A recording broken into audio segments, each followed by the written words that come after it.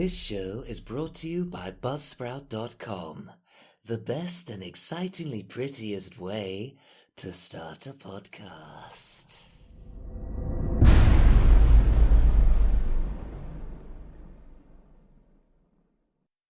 Chapter 17. Grandma Grin. Part 3.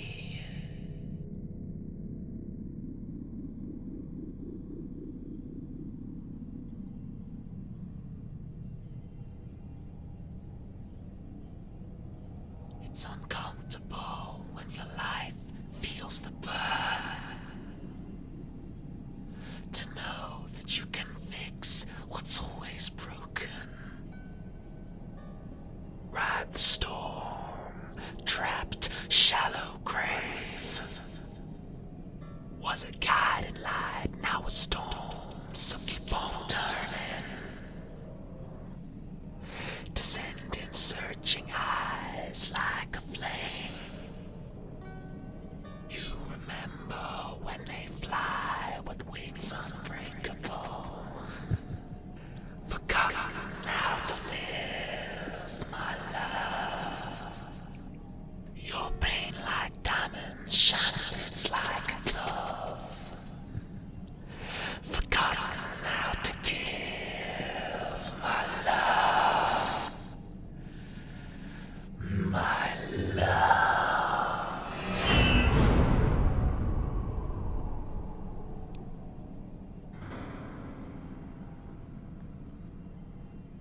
One.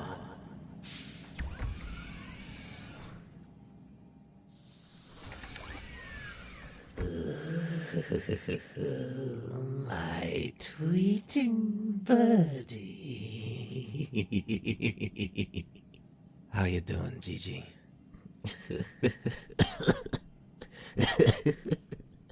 House, you there?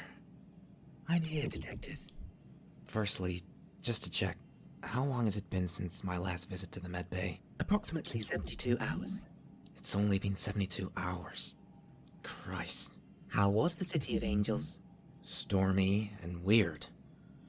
Made sure we took care of all the reversions before we left, obviously. I gave RedGrin a hand. That must have been fun. It was not. I personally cannot stand watching mass memory wipes take place. Experiencing that amount of genuine mass bewilderment and confusion can get to you after a while. Also, it turns out that watching RedGrin rebuild damaged streets and buildings is actually really boring. Anyway, how's Gigi doing? She's shifting again. Phasing, like back in the Salidi. Indeed. The previous far closer correspondence to her resurrection point in the Akhatainia wastelands, the proximity in both space and time made it far easier for her to maintain desired forms. Like the one she chose for you, the one she is currently attempting to maintain. But she's growing weaker. Gigi, if you need to shift, you should. You'll always look like you to me. That's very sweet. But I'm afraid I just don't want you to collapse into madness. Why is she growing weaker? I'm sure there are many that would put this more poetically than I am currently capable, but suffice it to say that Grandma Grin, among other things, is a being of the cosmic clock, a strangely integral and yet currently forbidden cog in the machine that is time. I cannot elaborate too much lest I'll get my memory ranks wiped again, but she has the ability to rewrite or reverse things that even RedGrin struggles and often fails with. And since a good few of, shall we say, our common enemies have been deliberately abusing the fact of her death... Like Galen? I am not permitted to answer. What? Why not? Did someone just adjust your security settings or something? I will have you know that I can adjust my own security settings. Thank you very much.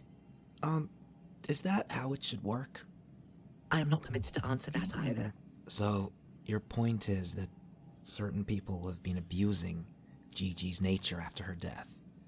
And now she's back.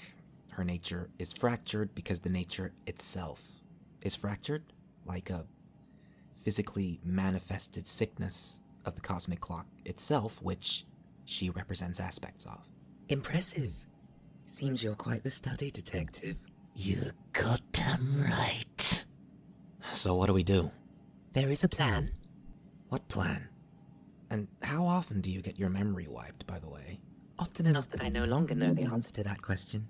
Okay, so if she personifies certain aspects of the clock, does that mean that her descendants... They've gone again.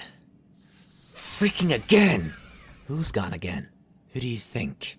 I have met a mere 10%, if that, of the people that live and are kept in this weird-ass place. You're gonna have to be a little bit more specific. RedGrin! Calm down, alright? Just tell me what happened. First, they come back from an unannounced solo trip to Varia not long after dragging you and Gigi back from the Saliti. Where the hell is Varia? Why does RedGrin hate you so much? Continue.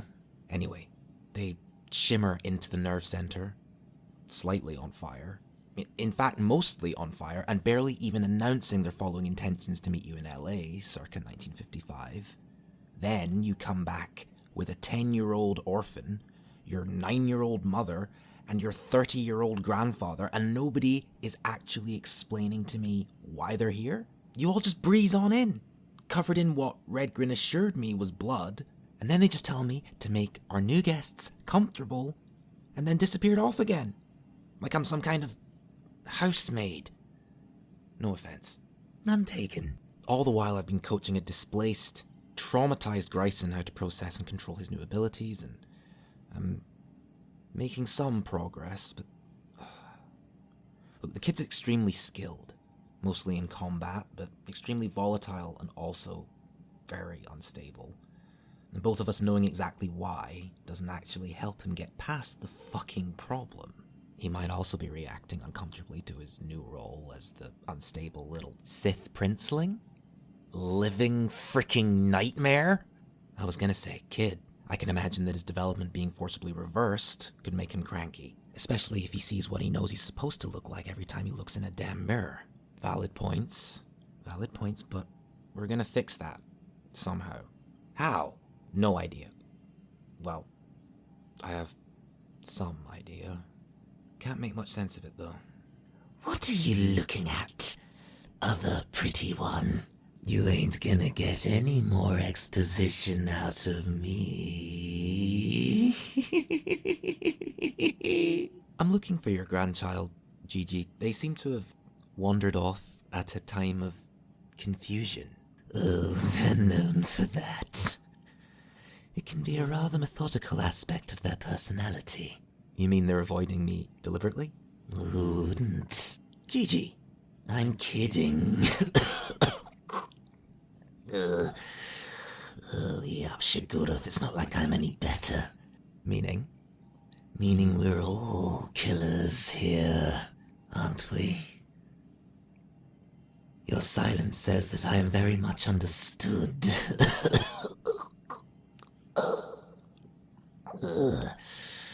All of us, originally born by our very nature to be creators, to be saviors, and we will end up murderers,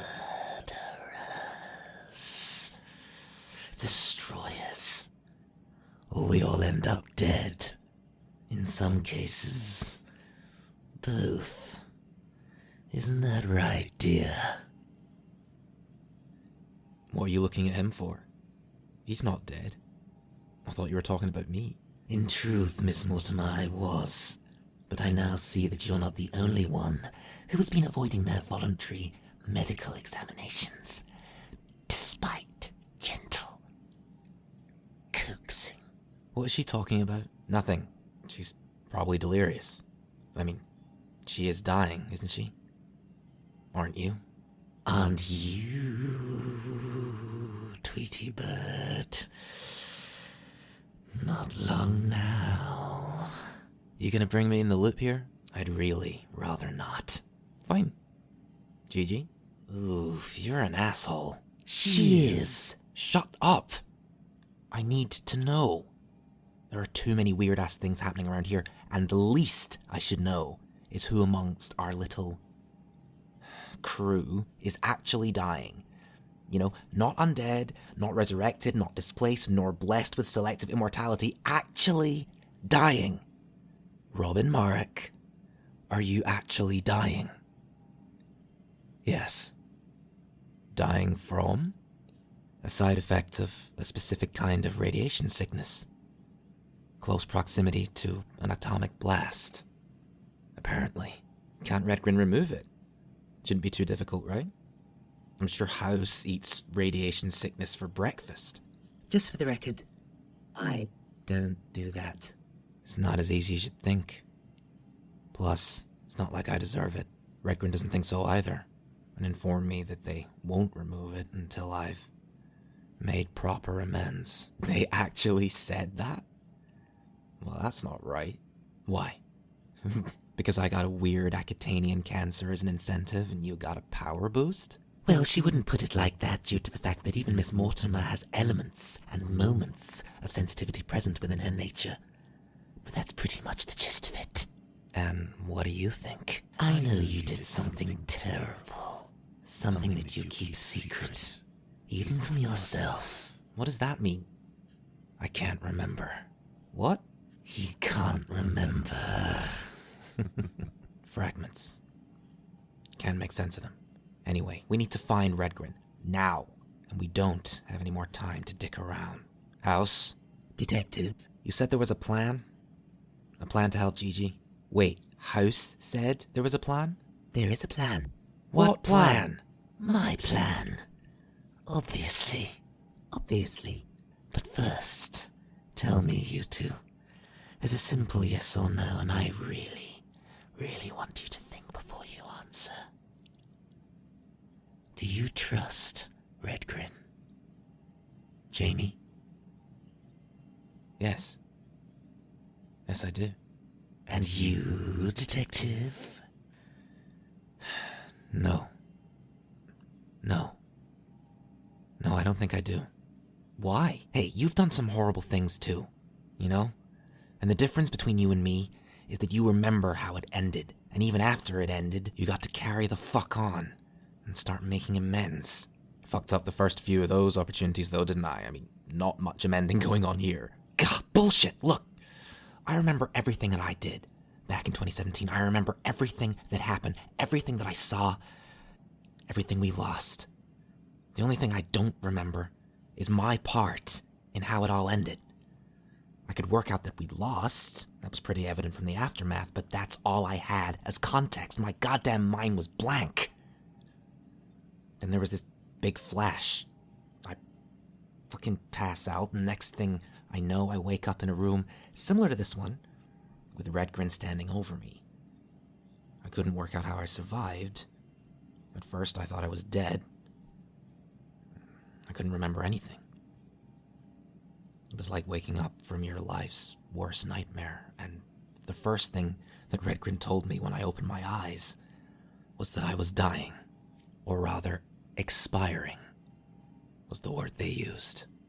And then they patched you up and sent you off to the Saliti to find me. It all happens very quickly. And so, how long were you really out there searching for Gigi before RedGrin and I actually activated the Tailfire beacon? Maybe a month? Possibly more. So, no, Jamie, I don't trust them. And do you trust each other? What was that shrug for? You shrugged first. I did not shrug. I nodded. That was a furtive movement of the shoulders, indicating general underhanded uncertainty. It was a head bob. It was a bobbing head, post-covert gesticulation, indicating that I'm quietly concerned, in varying ways, about your origins and your possible hidden agenda, given the free pass you've been given to seemingly spend eternity making up for all the lives you stole, with an added bonus of time travel. Something that you, specifically, don't even need to live forever. Without it, you could just pass through time, slowly building a fucking future to make up for your past. Face your goddamn present, even, as opposed to hiding behind RedGrin's nature, inserting yourself in differing points in time and space and doing even more damage along the way, under the guise of saving people. Well, look who's talking, dick. Excuse me. First, I technically didn't ask to be brought back from the dead, certainly not forever, neither did you ask to survive the dark pale death, or ask for weird magical cancer. We're both in the same fucking boat. And second, I'm not the whiny little bitch moaning about the fact that he can't remember whether or not he's a bad person. If you couldn't live with what you might have done, you would have put that blaster of yours to your head a long time ago, or camped out in your own bed in the medical bay, deliberately making yourself weaker because you don't think you deserve to be strong. Take the easy way out. Either route. Slow or fast. The easy, certain routes. But look at you. You're dying anyway, and you still have the choice to do any of those things, but you don't. Because you don't want to die stupid. So alternatively, you choose, like me, to do the best you can with what you have. The only difference between you and me is I have no choice to live after what I did. And I know I did it. I remember it all. Even though I wasn't in control, especially towards the end, I remember it all. And it was bad. My point is, even if you don't remember what you did, RedGrin at least trusted you enough to carry on. They sent you to get their fricking grandmother, for crying out loud. They know your heart. Maybe they thought they were being kind by putting a block on your memory, so that you didn't go through some kind of existential crisis because, they tend to make you useless. But maybe they also believed that you needed a little reality check, so they kept your cancer incubating inside you in a perpetual state of stage 2. Wait, what? How do you... I signaled House to scan your heart while you were shouting at me. It pays to be slightly more adept at telepathy than the one who is busy bleating and dying. Ooh, she's good. What's the prognosis, J-Dog? J-Dog. You're her best friend now? She just recognizes something of each of us in each other. What's the story, House? Compiling. Can you link the live scans feed to that screen over there when you're done, please, dear? No problem. J-Dog. Oh, Christ, House, you too? Live feed on screen now.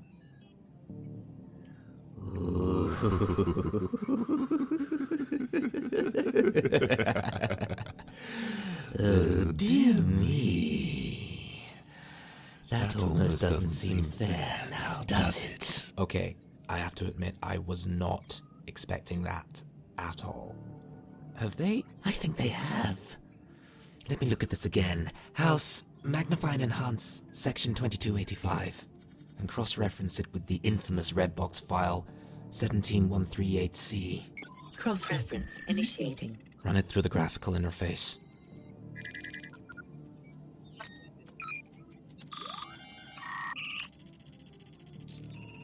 Oh my god. Yeah, I think they have been playing that very thing. Again. You mean God? They took a great risk, and they made Robin take a greater one. But it is, in fact, stabilized. Stasis remains perpetual. It will only break when close proximity forces it to ignite. Could it work? Gigi, could it work? I believe it could. It'll hurt though, darling. A lot. And in the end, it will kill you. I'm prepared for that. We just need to find a way to get close. But we can't get close if we can't... I know. And that's why all of you need me. Then now, more than ever, we need to keep you alive. Which means we need to find RedGrin, right? Well, of course. It's their plan. I thought the plan that you had to not die was your plan. My original plan, darling, was to stay dead. It was RedGrin and House's plan. But since I'm just lying here, I did some integrating, some hijacking, some finessing. And now RedGrin doesn't even know that we know the truth about Robin's heart ahead of time. So, to pay him back for being so cagey and dishonest, I think it's only fair to even the odds a little. Wouldn't you agree? I would. I can get behind that way of thinking. Good. Then come closer, loves. Let me tell you some things about RedGrin.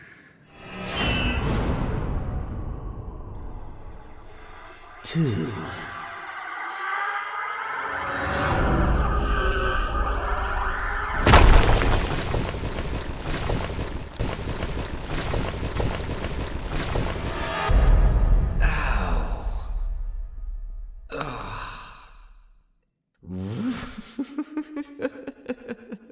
Lord.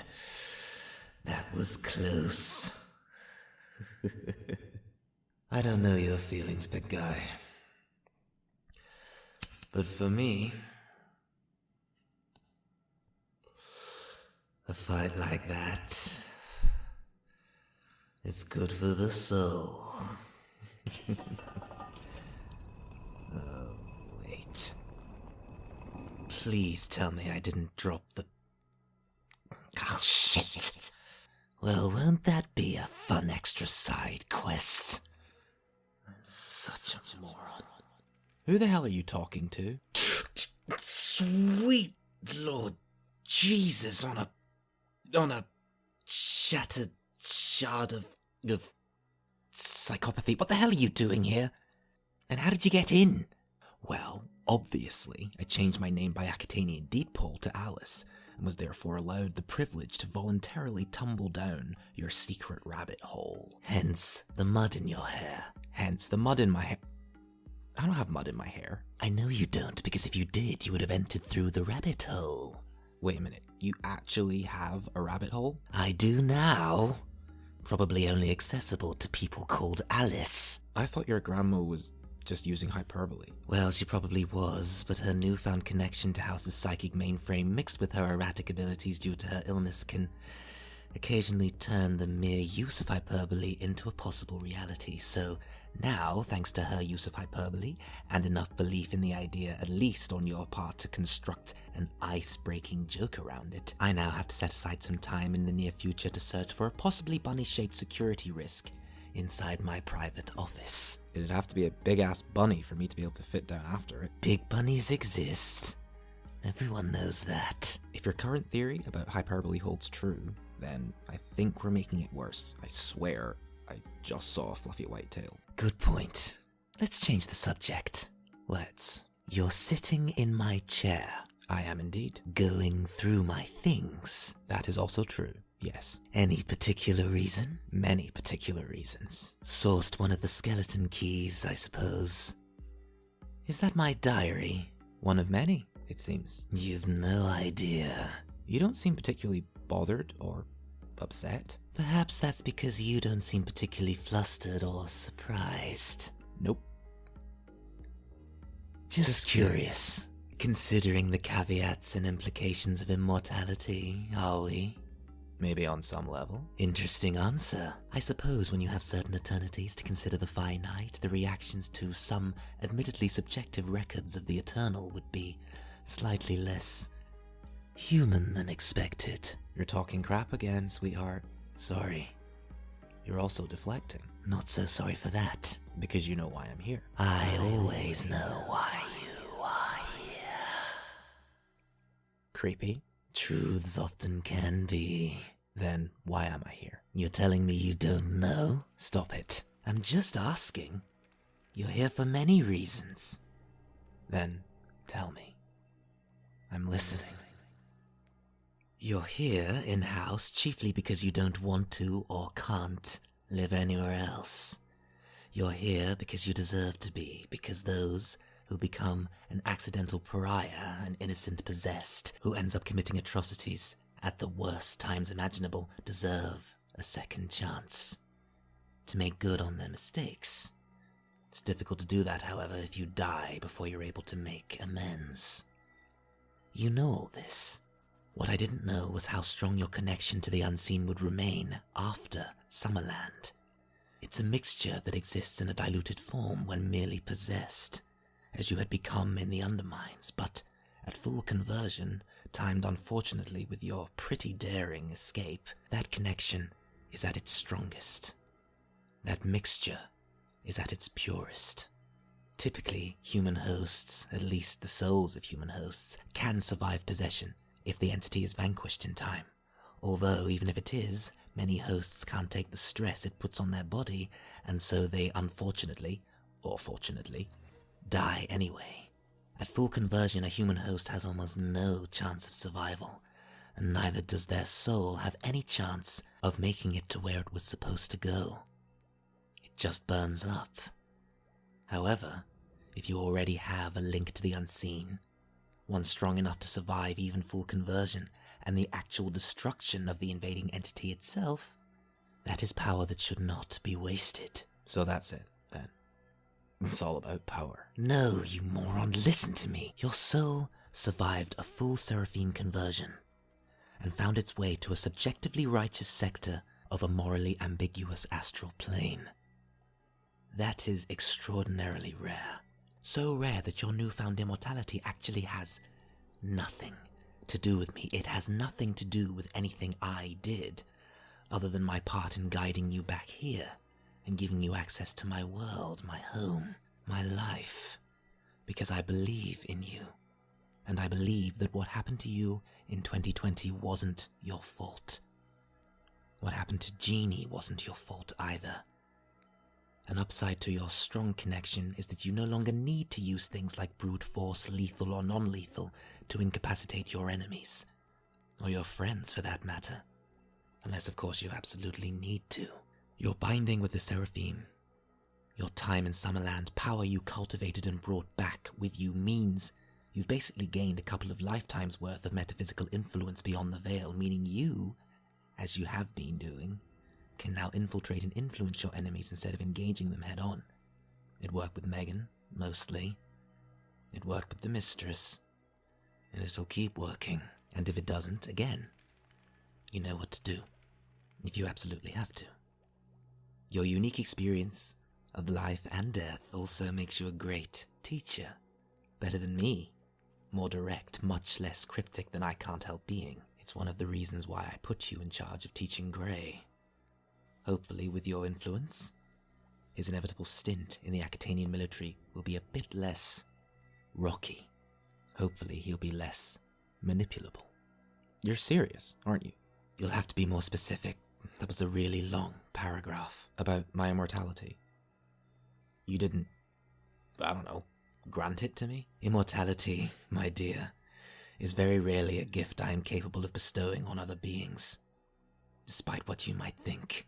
You've never actually explained how your immortality works compared to mine. And I hope it's a conversation that we never have to have, darling. Seriously?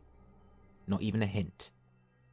Come on, I'm curious, yes I know. If you attempt to hunt Josie, I will be very upset. I bet you would be. Fine.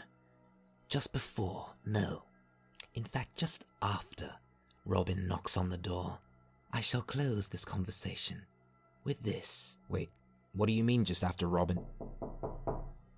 Hey, RedGrin. Jamie. You in there?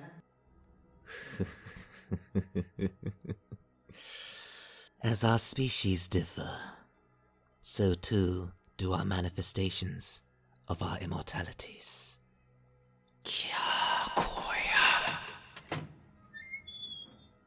Good to see you, Detective. You too.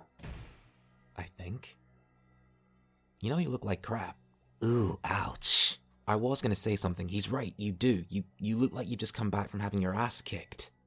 Are you bleeding? Oh, Jesus. I am not bleeding Jesus. RedGrin, stop deflecting. I've never seen you bleed before. Never? I've seen them covered in other people's blood. Never their own. RedGrin, where exactly have you been? Fighting, obviously. But why are you bleeding? I do have the ability to bleed, you know. I usually just put up a contextually flexible part of my concentration on not bleeding during conflict to strike fear into the hearts of my opponents. Which indicates you were in a close enough conflict that you didn't have time to compartmentalize, and that is rare, and I think we should talk about it.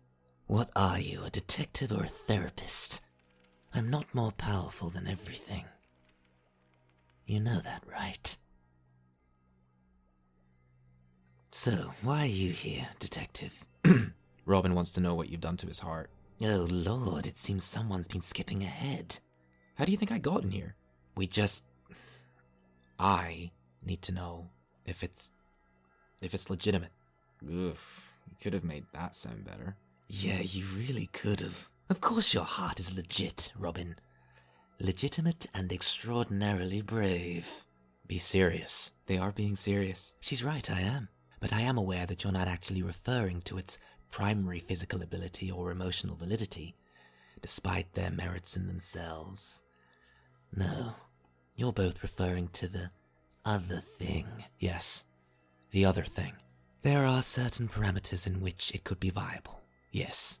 Holy shit. Language, detective. There are children present. What are you talking about?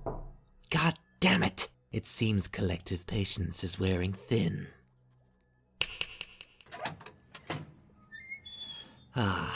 Greyson, Hunter, Johnny, and Lana. Right on time. Do come in. And take a seat. Right on time for what? The briefing, Johnny boy. Though I have had to make a few last-minute alterations. Look, I know all of you have so many questions, and I can't answer all of them. There is someone here, however, who can. Gigi. Yeah, Grey, that's right. But she's unstable. A sickness inside her, causing her to fade. It's not something that I can cure, not immediately, and definitely not without her at least fighting strength. Once everything is in place, Gigi can do the rest. How do we help her? With gusto, Hunter, my dear. With gusto. 20 minutes later. That's the plan? That's a terrible plan. They're talking at the same time again. Yeah, what's up with that? Long story. Stop it! You stop! Oh, bloody hell. Kilinku terinki tsetfani hesh patkort nilo. Right, Johnny, say the first thing that comes into your mind. I think your office looks like a dance studio for intellectual heroin addicts with bookworms in their ears. Wow. Yeah, Daddy, that was weird. She speaks. How is Lana doing? I guess I'm okay. A little confused. That's pretty fair. You holding up okay after what happened back at home? It won't come back to her right away. She'll need a little time. Have you slept much since it happened? Not that I can remember. It's all been a bit scary lately. That's what I thought. Please not delburia. What the hell did you just do? On one level, I'm right along with you, Johnny boy, due to the fact that she was finally starting to speak. On the other hand, she's exhausted. Exactly, detective. Look at her. She nearly brought down one of the biggest towns on Earth, and then had to process the existence of interdimensional time travel. Plus, House's nerve center tends to do a number on you the first time you cross the threshold. I remember nearly throwing up. It's no wonder she's not said much since she's arrived. I was getting kind of worried. Then worry no more. She'll be okay. I'm sure there's a bed around here somewhere if you need to put her down. No, it's okay for now. The last time I held her, she was 2. You know, dinner party over at Theo and Lacey's. I was the only sober one, or one of the few, and so there I am realizing when Lacey gave her to me that it was only the second time I had actually held my baby girl. First time was a week after she was born. Even that was only for a few minutes, the best few minutes I ever spent. Then the second time she was crying because her damn stepdad was up drunk dancing on the table, riling all the guests up in the wrong kind of way. As predicted, the idiot fell off the table and sprained his wrist, which became the new life of the party. He was furious that he had injured his punching arm, and so he went around asking the guests, one at a time, if he could punch them in the face with his good hand. Then, when somebody who was just as drunk as Theo was decided to take him up on his offer, Theo had a mean left hook anyway, so he, of course, punches the guy too hard. The guy retaliates, which means it's on me to go and break it up. But in order to do that, I have to give Lana back to Lacey. I remember seeing a look of fear in Lana's and a look of wavering defiance in Lacey's. And thanks to the fight that night, Theo and Lacey stopped hosting parties because Theo had scared off too many of the neighbors after threatening to arrest most of them, meaning that there was less chance of you getting to see her. Exactly. After that night, I began to worry that I'd never get to hold her again, ever. I couldn't think of any false pretenses that were satisfying enough not to look suspicious. I mean, god damn it, Theo was my partner. I worked side by side with the guy. And he was always giving me the eyeball. Because you're a good cop, and he's not, right? I guess that's one way of putting it, Hunter. Yeah. And, I don't know, I guess I never thought that the next time I would hold my daughter, if there was one, it would be in a world where her mother is dead, and her stepfather, my partner, is also dead. And then I learned that she's different, special, gifted. Good words. Good father. Oh, I'm not so sure. I'm sorry, who are you again? This is Greyson Wolf. Or rather, Greyson as he used to be. Again. That sounds confusing. In a nutshell, my present self is trapped in an unknown place. Nobody can find me, or my girlfriend, or my uncle's friend. Who's your uncle?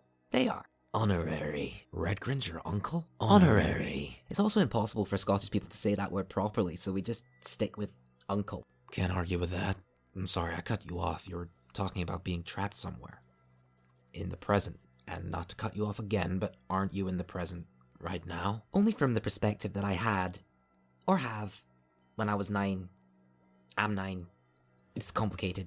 I don't think we have time to go into all... No, I really don't think we do. 'Tis a saga now. The extra confusing detail is the fact that a few hours before I was displaced, I was shown a few variations of my possible futures, which is something that is always supposed to happen anyway. I've done it at least...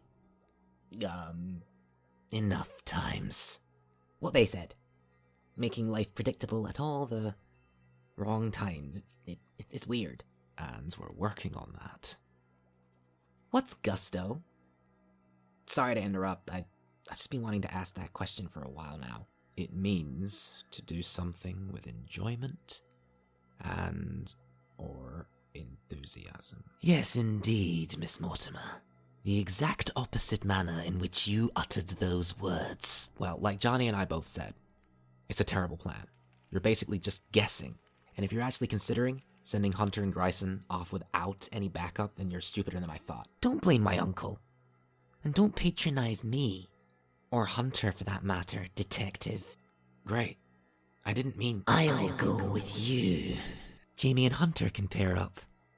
You and I have a lot to talk about. And at this point, I suppose that will be suitably bizarre. Shut up. Got it. Wait.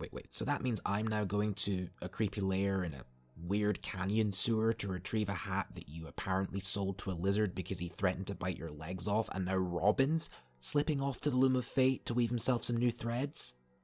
Nice. Hunter and I could take that thing easily. Goddamn right. Hence RedGrin's original suggestion. Either that, or they're just hoping we get eaten to make things less complicated. I see where you're coming from, but in the long run, it would actually make things far more complex. And, of course, we don't want any of our expedition to get eaten by intelligent reptiles, or anything else, for that matter. That should be the first reason. What Jamie said. Are you saying this hat will help your grandmother? It sounds strange, but yes. It helps beings keep their mind in order, which my grandmother is going to need. Grey and Robin, you two do what you need to do with the loom, watch out for nuns, and Johnny and Lana are with me. We're going sky hiking. In that case, we're all gonna need to rest a little? Not a bad idea, Johnny boy. Miss Mortimer can show you all where your rooms are. If I were you, I'd steer clear of the medical bay until after we return. House will also provide you with anything you need. Thank you. You've been very kind to me. No, I haven't. I disagree. I'm holding proof right here. Don't thank me yet. We still have a long way to go.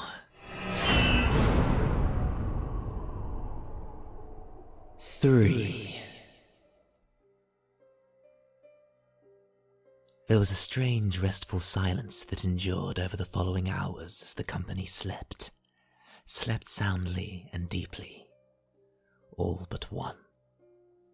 It was a silence that made me uncomfortable, one that caused me to rise from my chambers and stalk the halls of the medical bay, the long way round, both on the ground and above, attempting to ignore the doubt swimming inside me, like rotting seaweed. Everything in the medical bay was mostly automated by House herself, a better way to avoid any transmutations.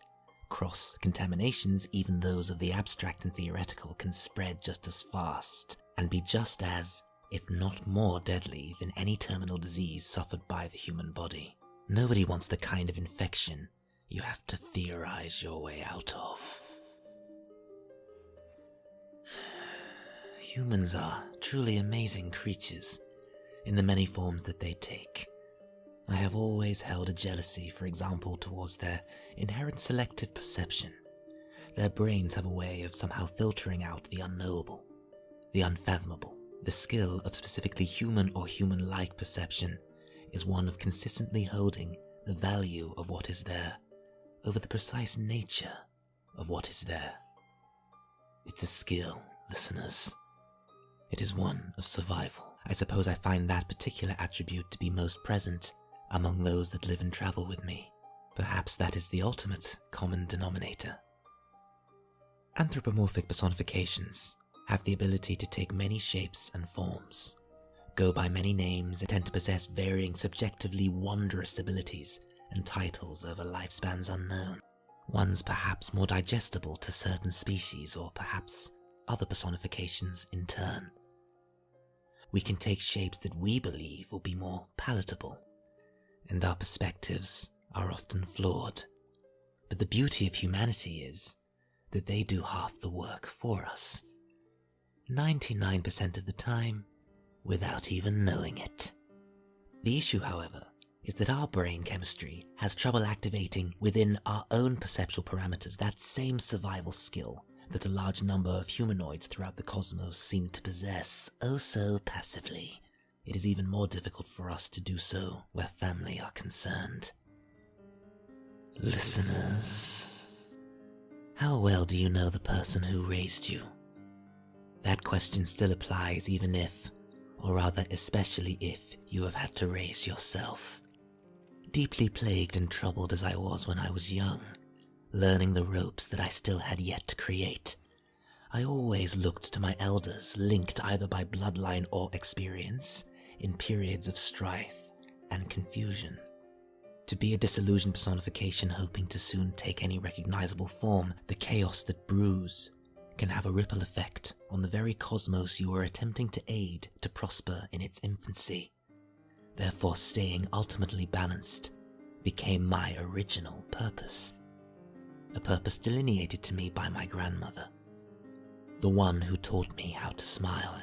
The one who would make shapes with her hands to show me what it might be like to have arms. What it might be like to use those arms to, like her, create shimmering shapes of shadow and light to make other things laugh and cry. Presently in the medbay, I couldn't turn around. If I turned around and looked at her from the viewing gallery, even through the Victra glass, both of us would break. And so, instead, in the rising light, we chose a particularly bright wall situated in the gallery itself and used our hands to tell stories of shadow. I told her the story of the quest I had yet to embark on, and she told me how it would end.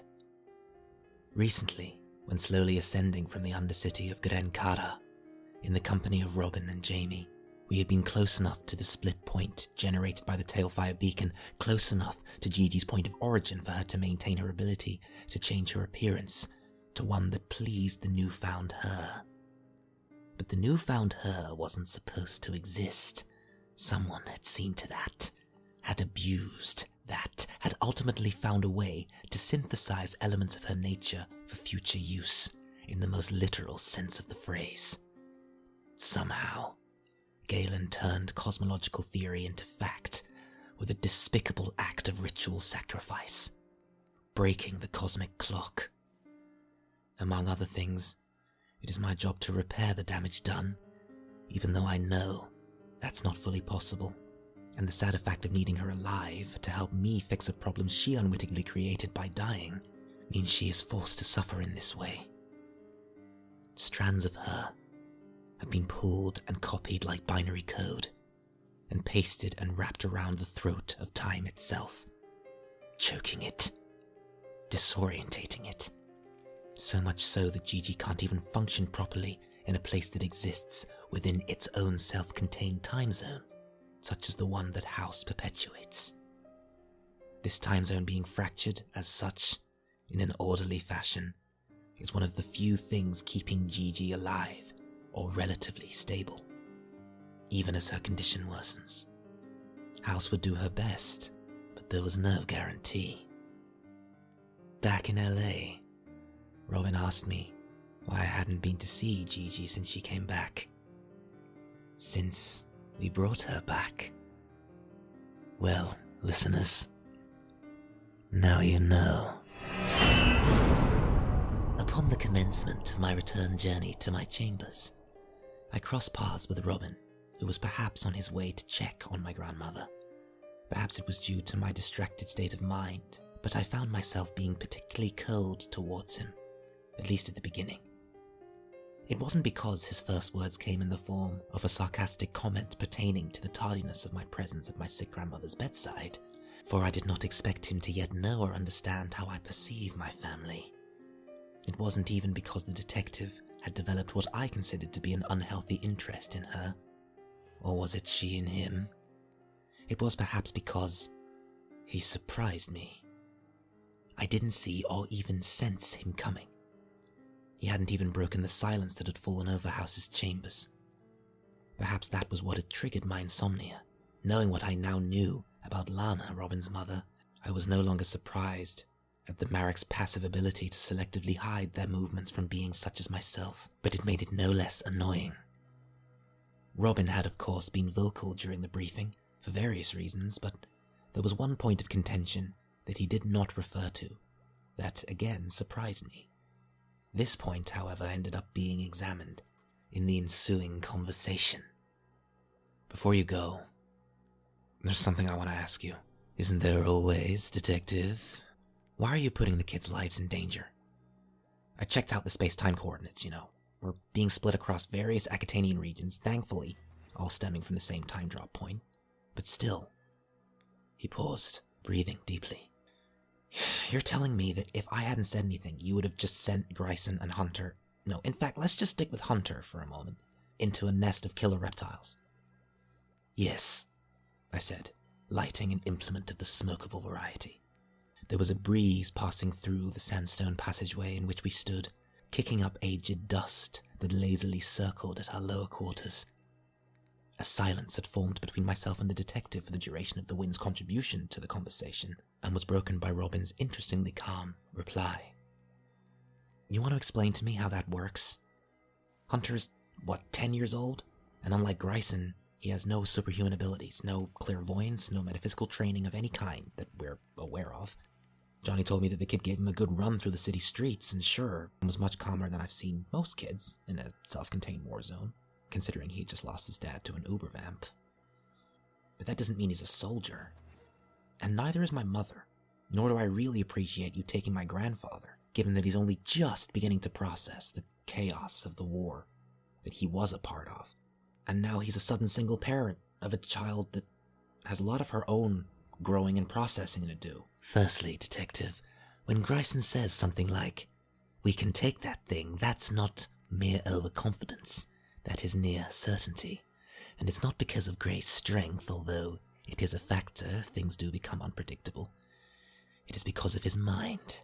It is, for now, perhaps, a blessing that I am currently unable to achieve a stable enough connection with a drop point no further back than after Greyson's encounter with the Beholder.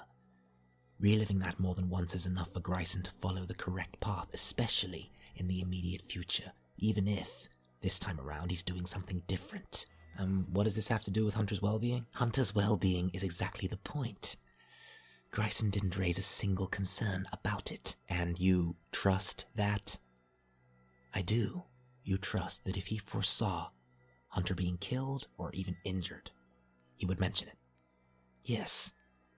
And you're sure that all of the stuff that you've changed this time around, his extra metaphysical training with Jamie, all of the new people that have been displaced and are interacting differently, not all the same as last time, right?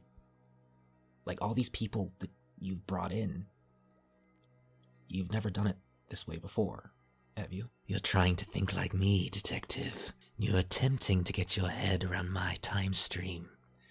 Don't. It's a bad idea. I'm just trying to understand. I know you are, and you're not doing too badly. In regards to Hunter, I suppose that I would ask you to give the kid a little more credit, then to perhaps consider the nature of the mission itself, one of quiet infiltration, something which smaller beings are better at. Greyson and Hunter are no exception. I would add that it is also no good for someone like Hunter to be left alone, partly because he's seen behind the curtain now, so to speak, and he's lost the only family member he had left in terrible circumstances. And if I left him there, a 10-year-old African-American in Los Angeles in 1955 with no family, well, I'm sure your grandfather could paint a clear picture of his possible future without my help. You follow me? Yeah. The detective's words were quiet, meditative. It's not ideal that Hunter is only 10 years old, and honestly, it's not ideal that Greyson is 9, although he's a giant compared to most others. You know as well as I do he's technically supposed to be over a century old. None of this is supposed to be happening in this way, at all. The Dark Pale Death wasn't supposed to happen to you, to any of you in 2017, and so therefore, neither was what happened to Jamie 3 years later. History is broken, Detective. We're all living at the wrong points in time. Galen and his followers abused time, snapped it, and then forced it to heal wrong so that it can't be changed, without immense effort. I see an admittedly fading memory in my head of an entire different set of events, an entirely different history and therefore future that I was once a part of. That my grandmother was once a part of, and now Galen has fixed everything into a specific state of flux, and so all I can do is go further back and make small changes so that this broken present is no longer constant. You have said, and so have many others whose existence you aren't even aware of, that I am the one breaking history due to these minor changes, and I suppose they're right. I am.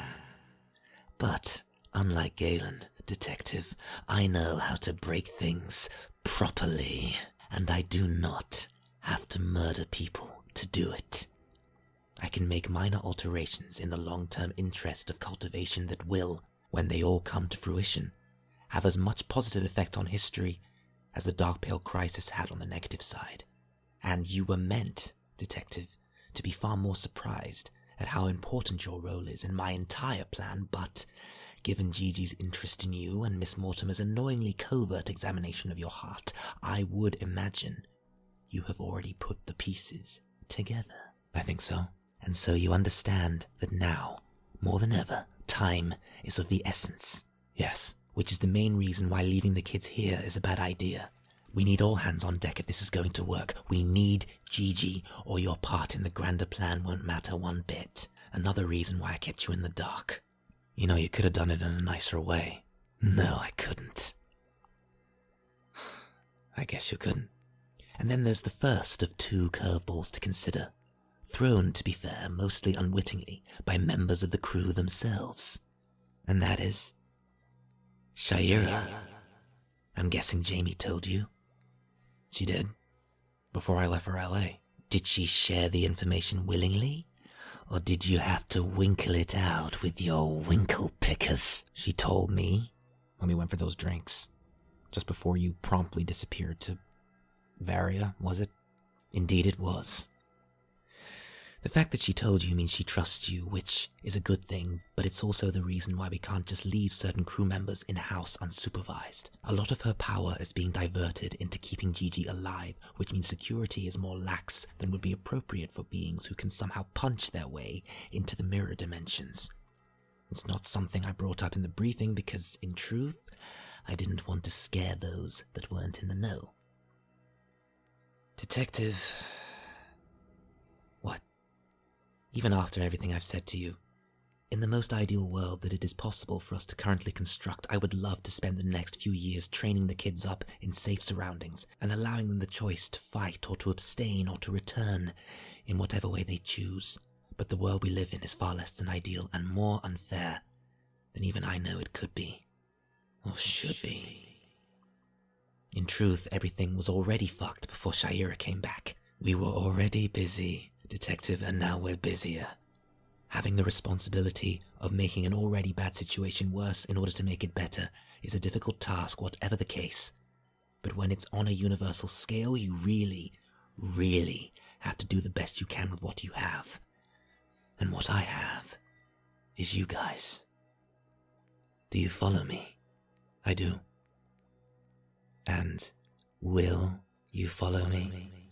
There was a pause while the detective considered the meaning of this new question. His eyes had changed as he listened to me explain things, and there was an understanding in them that I had to admit I had never seen before. I will. Thank you, Detective. Now, check on Gigi and get some rest. You're gonna need it. Robin nodded, then said, You really don't know how Shaira made it back, or where she's getting her power from? I really don't know, and I hate not knowing. It's becoming an uncomfortable theme. I turned to go, now sure that I would at least get some rest, as this conversation had exhausted me more than I was expecting. The detective did not stop me, but his echoing words followed me down the passageway. You said there were 2 curveballs thrown by the crew. Yes. One was Jamie's, I get that, but what was the other one? Oh, the other one? That was yours. Wait, mine? Your suggestion that we switch up the teams. This entire conversation's original point of contention was based on something that you yourself managed to prevent regardless. Thanks to your input, Jamie is now going to the region of Saprika to help Hunter retrieve the righteous hat, and you are now accompanying Greyson to the Kirnakaran to pay a visit to the Loom of Fate, instead of Jamie, which means you'll be the one with the semi-accurate clairvoyance advantage, instead of Hunter, making his future far, far more uncertain. Jamie's predictions tend to come to her in dreams, as opposed to in the moment, and so unless you knock her out first, and then wake her up and ask, she won't necessarily be of as much help as Grey would be on that front. If it's the kid's safety you're worried about, anyway. She will, of course, if necessary, defend him as if her life depended on it, which, ironically, it doesn't. Hunter's does, though. Then why didn't you say anything? Why didn't you, overrule me? 1, because then I would have had to explain all of this, and 2, because Greyson changed his mind. Yeah, because he felt patronized by what I said. Possibly. However, it may have been a contributing factor, or rather a catalyst, to a better future for all of us. Maybe you'll need him more than Hunter will. Maybe I was wrong in the first place. But regardless, he changed his mind, and I think that's significant. Another reason I didn't overrule either of you by sharing any of this information. Though my back was turned, I could hear the telltale Marek sound of Robin running his hands through his slick back hair. His mind was clearly turning to soup. My God. I told you, stop trying to think like me. The headaches won't stop. Robin sighed. Fair. I'll stop now. Attaboy. I'll call you all to the nerve center in a few hours. Need to make sure that everyone is properly dressed. Thank you, RedGrin. For explaining, Robin hesitated. Well, thank you for everything. Another gust of wind began to billow down the passageway, and considering that the process of taking to the air without the assistance of the elements tended to always be the most strenuous part of the process when beings such as myself are fatigued, I decided to use it as an uplift, the first to take to the air, and the second to blast me up in the direction of the vertical passageway, in one of the many directions of my chambers. I was lucky, it seemed, that my final words of the night to the detective managed to fit into the small window of time that sat between the 2 gusts of wind. I said this to your grandfather while he was holding your mother, and I will also say it to you. Don't thank me yet.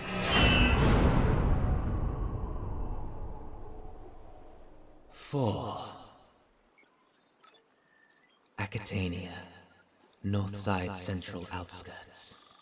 Cycle 17.4412185. Welcome, my darlings, to Akhatainia Cycle 17, or, if you prefer your native conversion, Akhatainia in the year 1888. 1888, Jamie said. Looks the same to me. The company regarded the pulsating, glowing clouds above our heads, igniting on the northern winds. Ionic sparks rained down and dissipated on the air. A thunderous clap so loud that it made certain members of the company jump and wince. Hunter covered Lana's ears while she nuzzled into her newfound father's side. I craned my neck as I giggled, breathing in the thick, rich atmosphere. Cool na, I said, speaking low but amplifying the whisper, addressing the sky in my native tongue. Kikon renon fossure, dupesetio etebre. Who are they talking to? Robin asked, nudging Jamie's shoulder. No idea, Jamie said, vapidly, giving him a more exaggerated nudge in return. They're talking to the planet, to Akhatainia, Greyson said, gently pushing in between Jamie and Robin. Grey gripped Jamie's arm and gave it a gentle squeeze as he made his way past. All Robin received was Grey's shoulder. I remember playing on this beach once. You've been here before? Robin asked before he could stop himself.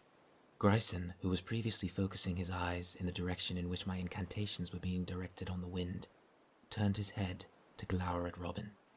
The detective then once again noticed the constantly morphing hue in Greyson's eyes, still not being able to comprehend the pattern within, if there was a pattern. The boy craned his neck and slightly stuck out his tongue. It was almost black. Oh yeah, Robin said, recalling Grey's medical file. The detective moved forward a few steps, drawing level with Greyson. In the corner of his eye, Robin could see Johnny, Lana, and Hunter standing together, huddling against the wind. What's it your uncle always says? Robin asked, following Grey's gaze and resting on me. For the first time. Again. Grey whispered. His words at that moment seemed to be stolen away by the gale-force response to my native expatiations of apology. That's the one, Robin said, taking in a deep breath, then lowering his voice even more. Do you know what they're saying right now? They're apologizing. The long way round. For what? Probably for what we're about to do. Me and you? All of us, Greyson said, with an ominous tone that Robin really did not like. Grey adjusted his attire, liberated from one of House's meanwhile chambers. Lana and Hunter received no such privilege, and this caused a little bit of an argument, although once I gave the three most technologically and metaphysically inexperienced members of our crew a brief crash course in the workings of wearable nanotechnology, requesting Hunter to join me for a demonstration, the fact that Greyson decided to actively opt out of the higher-tech solution to them seemed strange and kind of idiotic. Greyson had merely smirked at these comments, no doubt taking into account their century of origin. Why wouldn't three people who weren't even supposed to know, let alone have the opportunity to set their eyes on this kind of technology for at least another 50 years, not think that Greyson was strange for settling for light, terulium-dipped tri-weave armor plates? The protection value was much lower, and noticing this, Johnny expressed further concern. However, once Greyson had explained the benefits of thinly forged terulium and briefly further outlined its mystical properties, before adding surreptitiously that it was the only thing in his quarters that his present self still stored in House's time zone that actually fitted him, given that it was the first uniform initially provided to him by the Akhatanian military, the three displaced residents of the City of Angels were promptly guided into confused, contemplative silence. Greyson's memory and foresight astounded me no end, considering that in this, or rather in Greyson's new version of events, I hadn't yet actually passed on that uniform. This time he had found it on his own, because he still has memories of the last time I tried to save his father, and no doubt memories of all the adventures we embarked upon together thereafter. House's independent time zone contained all of these varying and repeating events within a nexus of simultaneity, one that Greyson seemed to be able to integrate with perfectly. And why shouldn't he? given that he had done it so many times before. I wasn't altogether sure if this was due to his own inherent memory retention of multiple time streams, or because of his time with the Beholder, or a mixture of both. Regardless, though astounded, I was worried about him. In my present, as I brought my communion with the homeworld to a close, I could feel Gray's shifting gaze on the back of my dampening neck. I was on my knees, the weight of my concerns and responsibilities almost sinking me into the sand. I used my hands to support my ascent, rising as the tide did the same, and stepping back from the spot on which I had knelt, the shimmering water filling the impressions I had left, attempting and failing to wash them away. "Gather round, explorers," I said, my voice low. Everyone stepped closer. "We find ourselves in what I suppose you could call Akhataienia's age of expansion. Northside Central is on the eve of opening negotiations with neighboring planets. Certain pushy members of the High Council have won the vote to begin sharing the technology developed by the Akhatanian scientists to harness the energy of their entire star system, something that Akhatainia had already been doing for centuries, but the technology was always kept under wraps so as not to advance the neighboring star systems too quickly, at least the ones who were aware of Akhatania's existence. Anyway, I digress. The Elite Guard and the Lupine Crown, natives of this planet, are not at each other's throats in this century. Isn't that a good thing? Jamie queried. As sad as this is to say, my loves, it's actually easier, for our particular purposes anyway, when they are at war. When they're at war, they're all spread a little thinner. Some of you here already know that the Elite Guard protect the fledgling cities of this planet, while the Lupine Crown protect the wildlands on the ground. As for the outer wildlands, They mean space, Greyson said, nudging Hunter. Yes, I mean space. The final frontier. Everyone other than me turned to look at Jamie. What? She exclaimed. It is. Mostly. Except there are more than one of us here who have a few years more to live before they'll understand that reference. Within their own century, anyway, I said, smiling out of view. Oh, my bad, Jamie said, regarding 3 blank faces in her peripheries. You'll get there eventually. Do shut up, dear. As I was saying, the Outer Wildlands are a destiny still yet to be fulfilled by the Lupine Crown. Cycle 17 is still the construction phase, meaning that the skies will be far clearer of aerial patrols. In fact, outside of Northside Central they will be near enough non-existent. I like the sound of that, Johnny said. So do I, Lana said. I began to cast a perspective spell to better illustrate the planet landscape. You should be able to see all of the regions we'll be hitting from here. Jamie and Hunter, you two are heading southeast towards the canyon township of Saprika. You know what you're looking for. Do not wake the lizards. We won't, Hunter said, apparently perturbed by the question. Quick and quiet, Jamie said. That's what I like to hear. Detective, Greyson, you two are heading southwest of here, where you will find the temple of Kia Nakadan. You two know the ropes, and I'm counting on you to deliver the threads. Oh, we shall deliver, Greyson trilled. What he said, Robin muttered. And what about us 3? Johnny asked. We, Johnny boy, are going up there. I shifted perspective to the twisted icy stone giants of the mountains of the Ice Forge, to the peak of the smoking mountains of Varia. You've got to be kidding me. I'm definitely not. We don't have to walk, do we? Lana asked. Well, these 4 lazy bones are going through portals since we're short on time, and the regions are spread quite far apart. This beach, Yabsipina, is ground zero, our safe zone, our meeting point, when each of our tasks are completed or something goes wrong, which it won't, because we're brilliant. However, if anyone does get into trouble, all recently or not so recently installed psychic links will remain connected to House's mainframe and will remain active, even if you die. But you won't die. What I'm getting at, Lana, my dear, is that Varia has this way of confusing the portals I am capable of constructing, meaning that the lazy option isn't necessarily open to us at this time. So does that mean we do have to walk then? Were you even paying attention during my lecture on sentient nanotechnology? That one's on me. Why walk when you can fly? Where's your nanosuit then? Lana asked. Haven't you heard, Lana dear? Never needed one.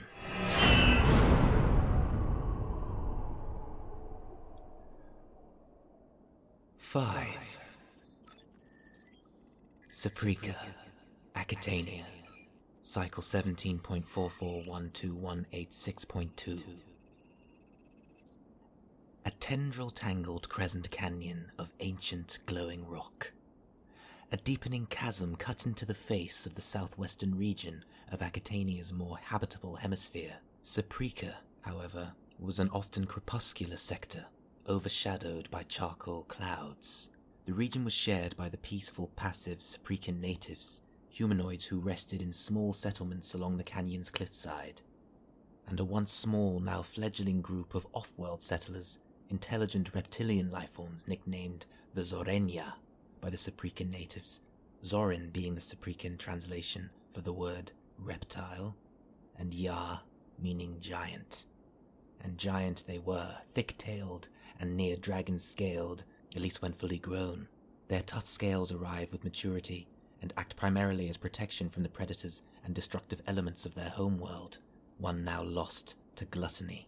Their young are often hatched and raised in dark, secluded places, and well protected by their elders as they grow, and so it was a little bit of an issue that I happened to have previously accidentally dropped and temporarily misplaced the righteous hat on the inside of one of their countless canyon nests. Countless? Seriously? Jamie snapped, emerging with Hunter from the egress overlooking the center point of the canyon's crescent scar. Come on. Have you seen the size of that bloody canyon? I protested, putting a finger to my ear, having made a choice of secondary communication through midwave nanotech, as opposed to psychic energy, given that we would all need to direct that more appropriately. I have now. Jamie shouted, her loud voice echoing across the mighty chasm, without the aid of the unseen. Hunter should have the target's last known position on his visual interface. All the nanosuits are linked to House's mainframe. Sending the command through now. Whoa! Hunter exclaimed. Waypoint marked. Now move. I growled, signing off. It's this way. We need to get down there. To the bottom of the canyon. Oy. The descent towards the nest contained moments of clumsiness and moments of grace. Jamie had to admit that Hunter did have a natural form when flying, or even falling through the air. Jamie supposed he just needed another lesson in power redirection. He ended up stalling his lower thrusters in his attempt to impersonate a rocket on blastoff, and began descending, though with style rather too fast for him to focus on landing safely by other means of impulse, meaning that Jamie's following descent after him was performed in a rather more panicked manner than Jamie had expected. Using the strength of her connection to steady him with her mind wasn't the problem. It was, in fact, remembering to also slow her own descent as she slowed Hunter's. The boy remained hovering a few feet above the canyon floor, breathing slow sighs of relief, the second or third of which Jamie just managed to catch as she hurtled past him, slamming shoulder first into the unforgiving, shimmering rock and cutting a jagged tear into the face of the canyon. Jamie rolled over, regarding Hunter, now hovering under his own power. Her head throbbed, and her shoulder throbbed more. Ow! Jamie muttered, understated as ever. Are you okay? Ask the rock, Jamie said, slowly sitting up. She stretched out her shoulder and used the other arm to help stand herself up. You must have really hard shoulders, Hunter said, once again on solid ground. He knelt down to examine the dented rock face. What are you even made of? Mostly sarcasm. Now let's keep moving. It's likely someone heard our clumsy entrance. It's this way, Hunter said, eagerly. Stay low, Jamie instructed, and always check your corners. Are your shields up? Yep. Good. Now, move slowly. Move they did. On the faster side of slow, they moved into the slithering, cavernous maze, a vast space of warm, dimly glowing ore, once mined during times of war. winding and twisting passageways of shimmering silver and green, giving way to other hidden canyons, one whose depth could rival the Crescent Canyon's width.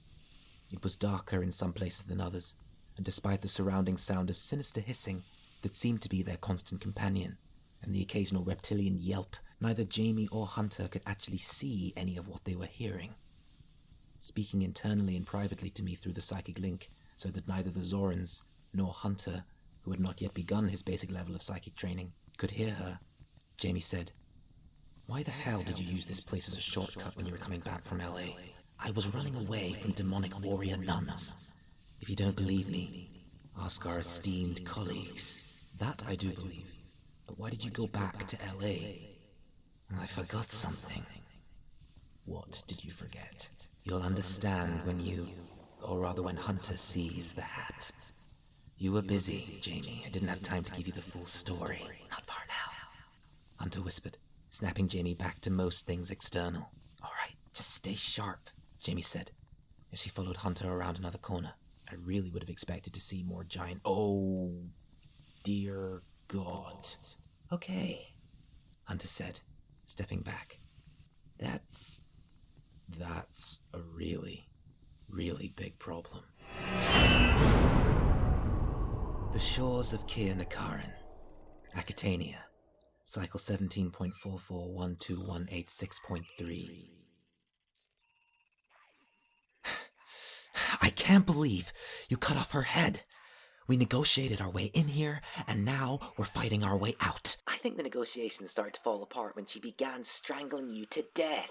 I had her exactly where I wanted her. Bullshit. You were literally about to die. Why decapitation? I was aiming for the arm she was using to murder you dead. Bullshit! That was one of the most perfect, calculated backflips I have seen since DC. And you haven't even done that yet. Do you have the shroud? Yes, I've got the fucking shroud. You made it far easier for me to steal, since the previous owner quickly became headless. If you just said what I told you to say, in the way I told you to say it, she wouldn't have started strangling you in the first place. What did I say wrong? Jesus. Greyson, what was that? Yeah, sounded like an earthquake. I can't even quantify how many dialect lectures my uncle is going to make you listen to. What was that noise? God, shit. Goddamn spider monkeys. God. Doc, they're gaining on me. You know you're going to have to jump out the window, right? What? Where are you? Never you mind where I am. I can see you, and in 300 yards, your only exit is to your left. If you turn right, you'll be overrun. And given the nature of the intersection where we got separated, I'm guessing that even you can work out that it's not on the ground floor. In 3, 2, 1, turn left. Do you see what I mean? Oh, God damn it.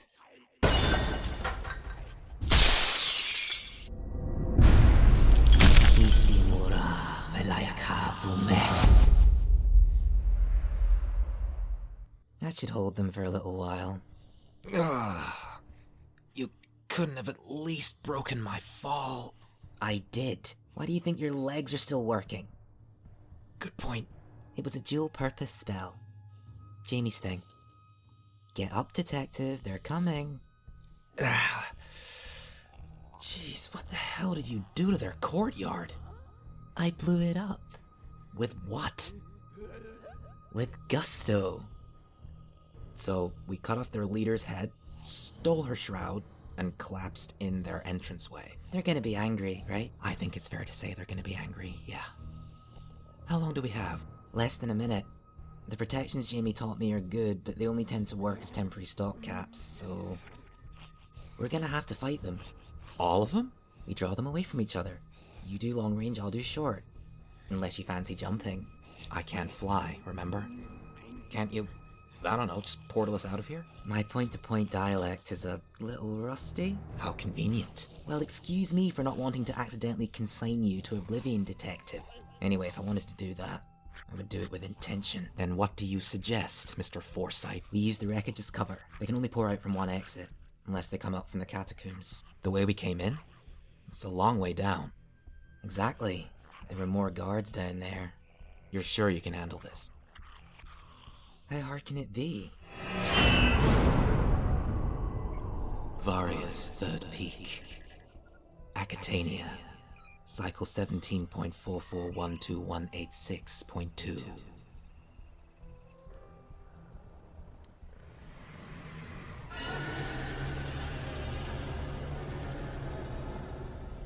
There's always a catch, isn't there? I'm not sure I take your meaning, Johnny boy. Didn't you enjoy your journey? If I'd known we'd end up a few hundred yards away from that thing, I'd have stayed on the goddamn beach. Is it a dragon? Nothing so grandiose. Looks pretty grandiose to me. Well, it would it not? Given that neither of you have actually set your eyes on a dragon before. Then what is it? A guardian. A keeper of the secrets of the mountain. Some used to call them, well, the basic translation would be cryo-drakes. Big, beautiful creatures.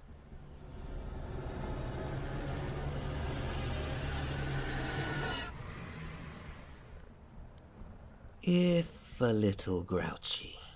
Diamond-hard skin, which is heavy and often slows them down. Talons as sharp as Spartan spears. Dense and thick enough to support the weight of a small skyscraper. In terms of deadliness, these claws are rivaled only by their... Holy Christ! By their armored tails. It looks like a scorpion's tail. I suppose that wouldn't be the most inaccurate comparison.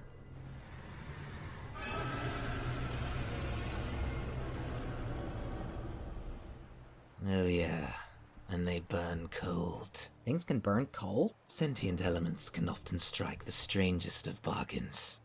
How do we get past it? The chamber in which our target is housed lies just beyond this creature. That's where you two are going. You can use your suit's camouflage. Once you get beyond the gap in the peak, your path should be clear. And what about you? I'm going to keep our new friend distracted. No way. Way. You can't go toe-to-toe with that thing. It's massive. Not forever, no. But it should be long enough for you two to retrieve the target. It'll take teamwork to remove it. I suspect the mountain, and therefore the chamber, won't react too well to being robbed. So don't stick around. Got it? Just don't get killed. You're our ride home, remember? I'll try to keep that in mind.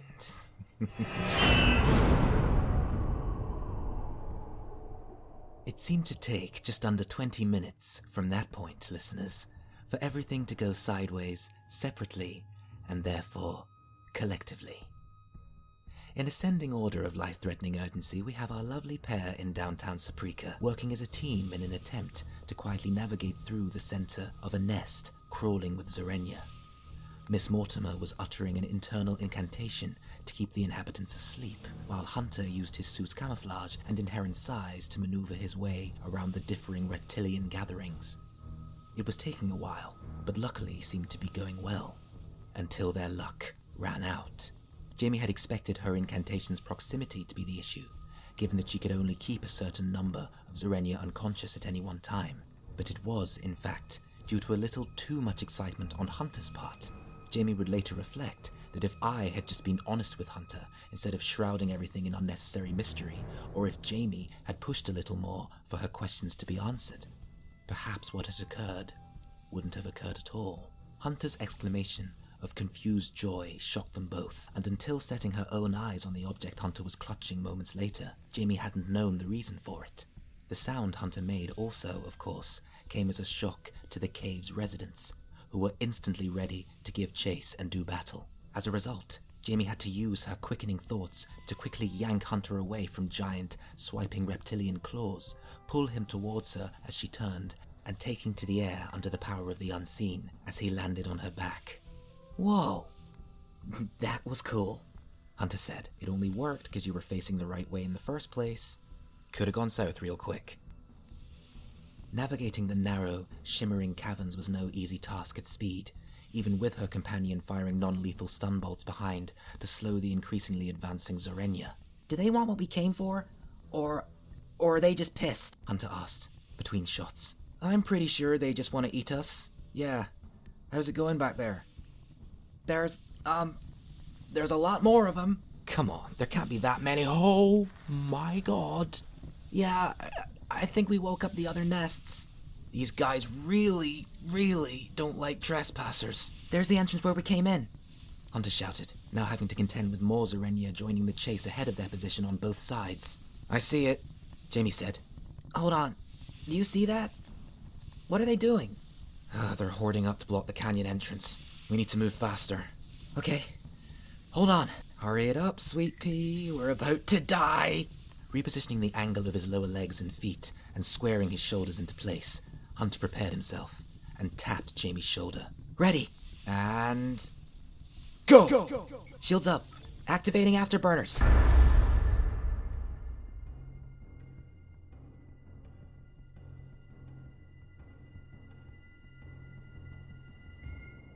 They almost didn't make it. A second longer, and they would have been trapped. Half a second, even. And so, the elation of not being eaten alive, and then the horror of realizing they were still being pursued, this time by a winged derivative undoubtedly sourced from a neighboring nest, meant that the duo's flight path became somewhat altered by necessity. Realizing that they couldn't lead an entire colony of Zerenia back in the northeasterly direction of Yopsipina, they altered their course northwest, taking turns in knocking their pursuers off balance. This worked for a further few miles, until Hunter's afterburners began to malfunction again. This, of course, slowed their top speed, allowing the remaining 15 or more Zerenia to close the gap. They began to lose altitude when one of the hissing pursuers grabbed Hunter's arm from above and started pulling at him, forcing Jamie to angle her path to act as a counterweight while Hunter struggled. The sensation was so distracting and so detrimental to Jamie's flight pattern that by the time Hunter managed to dislodge himself from the Zerenia's grip, a maneuver which also caused him to unintentionally reactivate his previously malfunctioning afterburners, there was absolutely no stopping their new trajectory as they hurtled towards the smoking, partially ruined temple of Kia Nakarin. How hard can it be, you said? We can take him, you said. Okay, so I may have underestimated their numbers a little. May have? A little? Forever understated. Well, it's much better than your panicked sarcasm. I am not panicking. I am merely pointing out that we've managed to let them back us into a corner and may be about to die. For the record, I only abandoned my position because you started screaming for help. I was not screaming for help. I was requesting assistance. By screaming for help? You're a dick. You know that, right? Nope. A dick move would have been to let you die while screaming for help. You know, if we get out of this, I'm so gonna kick your ass. Then let that be the last thought in your head before they cut it off. That would indeed have been the last thought in Robin Marek's head, if it hadn't been followed by a dense, palpable sense of fear and failure. Robin could have sworn that Greyson had been beside him mere seconds earlier, and yet when Robin returned his gaze, he found that the gap between them had widened considerably. Greyson's blade was on the floor. Perhaps it had been the sound of it hitting the ground that had forced the detective to return his gaze. The boy was standing stock still. A rusted blade was at his throat, held by hands that were far too steady, considering the decomposition. Only one of the armored warriors had hold of Greyson. It was the other surrounding 20 that presented a bigger problem. "Don't hurt him," Robin heard himself say, subconsciously registering another sound in the near distance, though he kept it out of his eyes. "Drop your weapon, thief." This command came from the one holding Greyson. "You got it. Putting it down." A wise decision. Had you attempted anything, I would have taken great pleasure. In what? Murdering a 9-year-old boy before my eyes? Yeah, I'm getting that. This is no ordinary boy. I'm getting that too. Surely you realize how valuable he is, right? It would be a waste to kill him. Just think how much leverage you'd have over the High Council with him in your custody. Robin, what are you doing? Silence. A displaced leader of a future Akhatainia military faction could indeed be useful to us. You'd certainly be value enough to rebuild your courtyard. You're such a dick, Greyson said, struggling slightly. One of the surrounding warriors punched him square in the jaw. ceasing his motion. As Gray's head swiveled back, he noticed something. Robin noticed him notice. He had noticed too, but forced himself to hold back until the opportune moment. As Robin spoke his final words, addressing them to the one holding Grayson, he covertly retrieved a hidden object from the rear of his belt. "It is possible, however," Robin said, priming the hidden device, "that you'll have more immediate problems to deal with. Grayson, now!"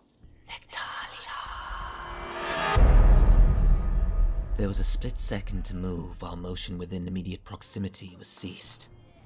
Around Grayson, the crowd of warriors seemed to freeze, as if time had stopped. Grayson himself seemed as nimble as ever, using the back of his head as a weapon to create a big enough gap to wriggle free. His jugular now out of danger, Gray took to the air, effortlessly vaulting over the slow-moving warriors and recalling his blade to him in the process. As Grayson vaulted, Robin's device, a simple flash grenade, impacted the ground and ignited. Robin dove to the side, having screwed his eyes tightly shut. It was only Grayson then that actually witnessed the sudden carnage. It was Grayson who saw the particularly kick-ass sight of Hunter B. McCarthy passing underneath him and over Robin's head and smashing shoulder first into the center of the gaggle of Nakaran warriors, sending them flying in all directions, before just managing to slow himself down enough to avoid breaking bones. Robin opened his eyes just long enough to see Jamie painfully careering into one of the few remaining sacred columns still standing in the temple courtyard. This happened while one of the winged beasts she'd brought with her had her in its grip. The grip was, of course, relinquished upon impact, mangling the thing into an unrecognizable shape. "God damn," Robin exclaimed, as both him and Grayson closed the gap, picking off stragglers from both enemy parties. "That was pretty cool, not gonna lie," Grayson exclaimed as Hunter rolled over. "Yeah, didn't feel that cool," Hunter said, sounding winded. His suit was sparking out. Grayson knelt beside him, using a throwing knife to take out a staggering nun directly to his left. "Anything broken?" Grayson asked, his voice soft. Ooh. "Oh, sure, yeah," came a voice from a few yards away. Jamie's mouth sounded as if it were full of sand. "Ask them if anything's broken, why don't you?" "As far as I can see, the only thing that you broke is that pillar." Jamie glared as she struggled to her feet, matted Zorenia guts clinging to her hair for dear life. "Did look pretty painful, though," Robin conceded, firing off a few shots at more advancing Zorenia. He gave Jamie a sideways glance between the third and fourth shot. "But I'm sure you'll live. Very funny," Jamie said, limping her way over to where Hunter lay. "Looks like you overloaded your afterburners again." "No shit," Hunter said, uttering a spluttered laugh that became a wince. He glanced down, regarding the righteous hat. It sat just out of his reach, and Grayson closed the gap between them. "Keep an eye on this. We're gonna need it later." "You guys find what you were looking for?" Jamie asked, lifting Hunter with unseen hands. "Yeah, Grayson said. by the skin of our teeth, at least." "Let's not go there right now. We should head back to XVII," Jamie said. "That's where RedGrin said to meet." They all looked up in the direction of the new rumbling sound, a sound sourced from the mountain to the north, just across the water. Various Peak. "Is that..." Jamie said, trailing off. "It does look like..." "It can't be. You have got to be fucking kidding me." You don't need magic to cause an avalanche. If you stand in the right place and give yourself a loud enough round of applause, you can cause a pretty serious landslide. The ripple effects of certain movements, certain impacts, can domino their way down to utter catastrophe. And these impacts and movements do not have to be large in size or magnitude. That, perhaps, is the most terrifying thing. So when you, whoever you may be, armed with, of course, the purest and noblest of intentions, accidentally crash a cryodrake into one of the mountain peaks so hard that the peak itself breaks into pieces, what might we imagine the result to be, I wonder? Well, from what I can gather, listeners, since it happened to me, a large amount of the rest of the mountain peak falls down after you. thousands upon thousands of cliffside shards hurtling through the air like frozen shurikens, some as small as coins, some as big as houses. The realization that you're trapped, your hands literally frozen into place by the creature's sub-zero temperature. The creature itself, possibly concussed from its hard impact with the mountain peak, clumsily attempts to regain control, making it much harder to concentrate on igniting and burning your hands free. And yet, you do. You are finally free. But then the burden of responsibility causes you to fall faster regardless. When you realize that it is on you to minimize casualties below, you soothe yourself in the knowledge that the immediate region to which you are fast approaching is mostly unpopulated thanks to the strangely specific trajectory. But that doesn't mean that the township-sized lump of mountain underneath you descending ever faster in tandem with the cryodrake wouldn't still do some major damage. It could certainly ruin more than one innocent person's day. And so, once taken to the air under your own power, your hands burning with the light of intention, you do the best you can. Having used a great deal of your strength to turn the biggest and most lethal pieces of debris into lovely little snowflakes, you start to feel a little faint, and so consider leaving. However, it is in that not-so-opportune moment when the cryodrake, seemingly recovered from its previous knock on the head, decides to reascend, beating its wings mid-fall, and attempts to retaliate. You are still performing a mostly controlled descent, but you realize that if it grabs you again, you might not have the strength to get free. You'll have to deliver the killing blow, but you know you can't do it alone. You start to forget the ability that allows you to not experience pain, and you start to shake, letting the elements get a foothold under your skin. You feel more lonely, more vulnerable than you have felt in eons. And then, the fear disappears. It disappears when you see the patterns of fire arcing down from above your head, causing the drake to writhe, twist, and change its trajectory. No longer heading straight for you. Again, the creature is on the retreat. It is on the retreat because you are not alone. There are friends above you, and you can now see there are friends below you. To fully slay the creature, you know you must melt the heart, superheat it so the chain reaction dissolves the rest. But to do that, you must get closer. With all that you have, you increase your speed, gesturing for your companions above your head to remain at their consistent altitude. Your companions on the ground do what they can to slow the creature's descent towards the river beside Kirnakaran, using a mixture of fire and telekinesis, willing the creature to turn one final time, turn and face you. And it does, with seconds to spare, and with your last remaining ounce of strength, you light the secret fire. Your secret fire. One hot enough to melt the coldest of hearts.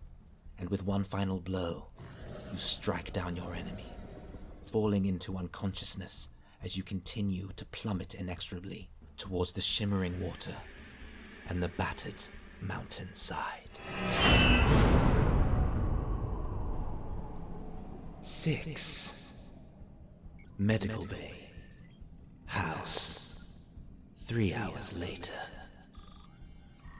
Well, don't you all just look beautiful? Tell me, did you all have a nice time exploring the fair regions? Johnny boy, why don't we start with you? You're looking rather disturbed. Or perhaps the feeling is perturbed. The feeling is confused. I've seen and done some strange things in the past few days, but you? What I am, my dear, is a huge fan of you and your descendants. You and your little girl having just reconciled not only with each other, but with the empirical truth of the demi-monde, and then further thrust into the deepening sky, racing against time to retrieve that thing in your hand. Yeah, that thing there. Yeah, they said you needed this one first. Annulus paradoxon. The Ring of Paradox? Very good, detective. I see you're not the only swot in the family. What does it do? I was expecting something a little more... Extravagant? I don't blame you. It may look like a simple silver band, but what you are in fact holding is the key to me no longer being bound to this medical bay. It ensures the stability of my physical form in a reality where I was fated to die. Basically, it keeps me from falling apart. The righteous hat will allow me to gain more control over my mental state, help me beam out a far more secure link to the unseen world, shedding clearer, more focused kinds of lights upon the things that lay beyond the veil. To anyone who looks at it, well, all they would see would be a classic fedora-like cranial decoration. And the shroud? The warrior nuns of the Kianakaran are charged with guarding the loom of fate. It has other names, but beyond weaving in and out of certain foretold histories and assisting the authors as they are known, through methods which, for now, I shall not divulge, the loom produces some of the finest sentient fabrics in the finite curve, often gifted or awarded to high-ranking Nakaran warriors. It was just a matter of liberating it from its previous owner. No doubt it'll be currently stuck in a boring robe-cut form. Poor thing. Once I work my magic, I'm sure we'll get along just fine. I think I understood some of that. Tell me, how did you manage to retrieve it, the ring? There are stories of perils that lie within the chambers of the mountain. Tell me about it. Ice spike pits, razor-sharp swinging pendulum things, boulders. The ring itself was caged in some kind of viscous material that was reading hotter than hot, so we had to freeze that and break it open, which took longer than I would have liked. Fair enough. Ingenious. Still, despite the suits, I was terrified the entire time, but Lana really seemed to enjoy herself. Well, that's something at least. Where do I, Oh my lord, it's no wonder you've just been standing there holding it this whole time, you poor thing. Thanks. I just wasn't sure where to... No, it's my fault. The least I can give you are physical fingers. Hold on a second.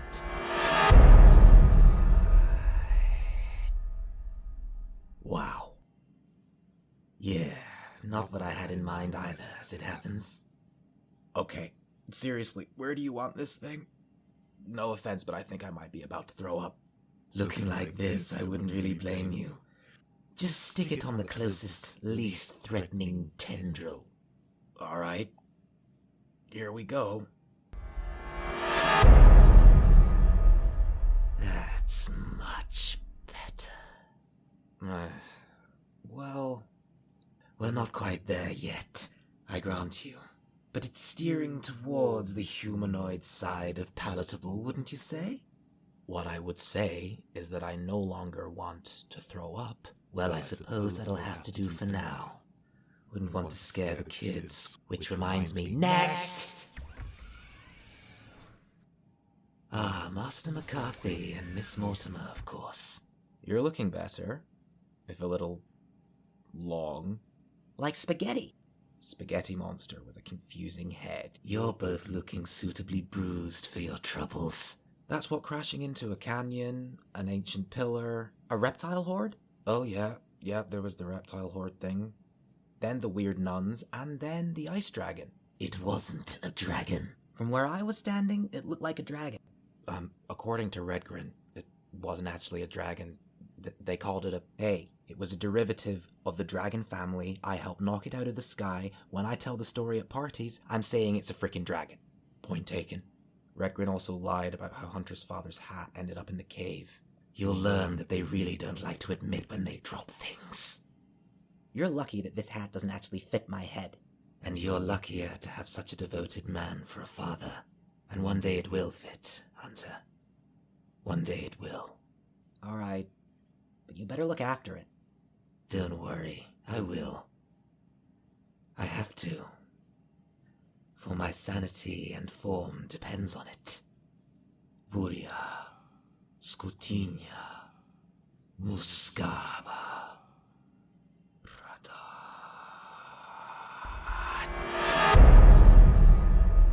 That's much better, wouldn't you say? Oh my god. Baby, can you dig this hat? It's a righteous hat. Baby, can you dig this hat? Looking good, I must say. Like Helena Bonham Carter, she was in her 70s. That had better be a good thing, because it seems to be the most natural form I can subconsciously maintain. You might want to flush your cheeks a little. There's pale, and then there's that. Yeah, then there's that. That's coming from me, and I have no color in my face at all. All right, I take your point, good lord. Jamie, give the rest of them a psychic shout. Who has the shroud? I do. You were listening this entire time, weren't you, you little rascal? Just for the word shroud, but I overheard spaghetti monster and couldn't resist peeking in. How were the nuns? Dusty, skeletal, murderous. Not too bad. You took out like 94 of them. By himself? Apparently so.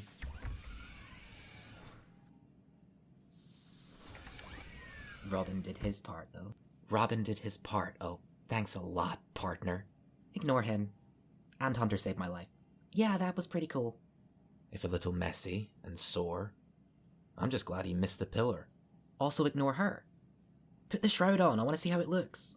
Well, as it seems everyone is now present, good to finally meet you, Lana dear. And of course, my lovely little ball of perpetual potential. Grandma, it's good to see you. You're looking well. Aren't I just? Well, thanks to you and your crew. They did most of the work. I merely showed them the doors.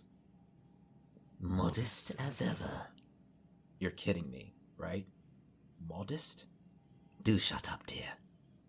How's the ring working out? Well, I no longer feel like I'm being ripped apart from the inside out, and I seem to have stopped phasing in and out of existence in questionable forms. And yet, you should have every reason to be doing every one of those things. Perfect adaptable paradox.